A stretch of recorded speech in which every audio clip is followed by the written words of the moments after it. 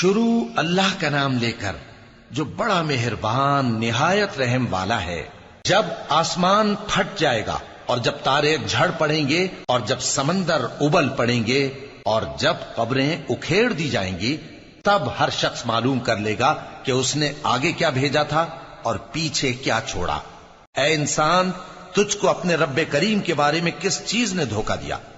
وہی تو ہے جس نے تجھے بنایا، پھر تیرے اعضاء کو درست کیا اور تیری قامت کو معتدل رکھا، جس صورت میں چاہا تجھے جوڑ دیا، مگر افسوس تم لوگ جزا کو جھٹلاتے ہو، حالانکہ تم پر نگہبان مقرر ہیں، یعنی معزز کاتبین۔